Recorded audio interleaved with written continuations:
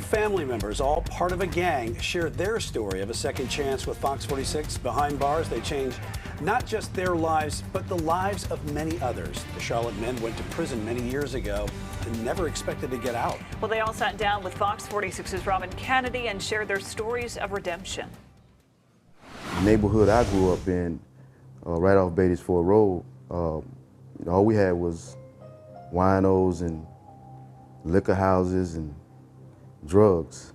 It was the late 80s, in the middle of the crack cocaine epidemic. Back and you see how you participated in the destruction of your own community. Eric Whitener and his cousins, brothers Cecil and ORRIN Jackson, freely admit what they did. Court records describe the men, who were in their late teens and early 20s at the time, as a violent street gang that distributed drugs, shot people, intimidated citizens, and tried to bribe a juror. You know, we just got caught up in this culture, selling drugs, committing violent acts sometimes, because that was the nature of the game. But it wasn't a game to the federal government. It was a war on drugs. I look at the mothers of these young guys that are walking around now who were crack babies, whose mothers was addicted. You know, we participated in that. So the struggles that they have right now, stems back to that era for a lot of these guys. Convicted on drug and weapons charges, the men went to prison, never expecting to get out. Our sentences were actually death sentences in reality, because I had life plus 105 years. But from the moment they went in, they knew they had to get out.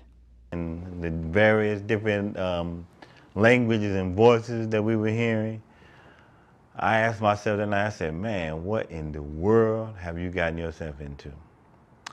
So I knew this was not a place that I wanted to live. They set their minds on going home, all three earning their GEDs behind prison walls. And so that started my journey of reading. I became an avid reader in prison. And they had lots of time to think. Self-accusing spirit kicks in, and you start to regret the things that you did in the past. So you actually do want to reach out to people that you hurt, that you harmed, and try to atone for that. The brothers and cousin went from terrorizing people on the streets to teaching them in prison, mentoring inmates and helping them earn their GEDs. ORRIN was part of a suicide watch team, convincing fellow prisoners not to take their own lives. A former Bureau of Prisons employee wrote about ORRIN while he was in prison, saying, quote, "I believe he is ready for another chance." On June 8th, after 31 years in prison, all three men were released. It literally took an act of Congress to make that happen, the men petitioning the court and a judge giving them a second chance. We're going to show, that redemption is real, people can change, and go and do great things. The crack babies they victimized are all grown up now. They need someone who understands where they are at right now, who can speak the language that they are speaking right now, but at the same time show them a better way. Life doesn't always mean life. It all depends on what you do with the time you're given. In Charlotte, Robin Kennedy, Fox 46.